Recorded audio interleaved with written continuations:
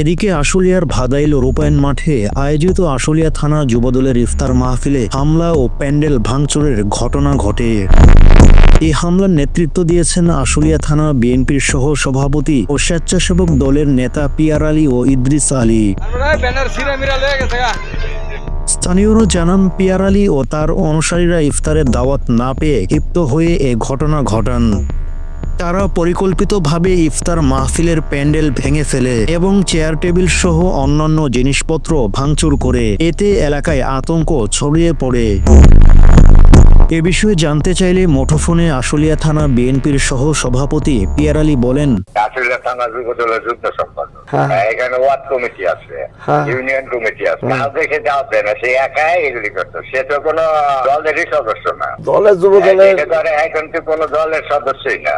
খাবার ফেলাই দেবো, এটা খারাপ দেখা যায় না? এটা বিএনপির জন্য বদনাম না? ফালাইনি আমি, এগুলি নিজে ফালাই। খাবার ফেলাইতেছে দেখলাম, আবার যে প্যান্ডেল ভাঙছে, আবার যে ডেকোরেটরের লোকের মাইক নিয়ে আইছে। এই যে অনুষ্ঠানটা করতেছে, হ্যাঁ কি চাকরি করে, ব্যবসা করে? কিচ্ছু করে না। এই যে আশেপাশে দোকানদার কাছে জোর করে টাকা উসুল্লা এই অনুষ্ঠানটা। এখন বিএনপির কোন সদস্য, বিএনপি কি দলের কর্মী,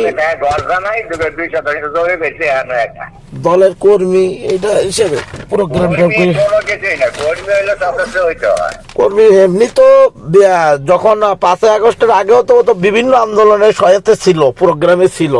এ বিষয়ে যুবদলের 4 নং ওয়ার্ডের বেশ কয়েকজন নেতাকর্মী ঘটনার সত্যতা স্বীকার করেন এবং কয়েকজন কর্মী বলেন, গ্রুপ ঢুকেছিল যারা এদেশে এই ইফতার পার্টিতে যেসব মানুষ সন্ত্রাসী ও হামলা করে, সেসব মানুষ আপনার দেশের শত্রু, জনগণের শত্রু ও মানুষের শত্রু।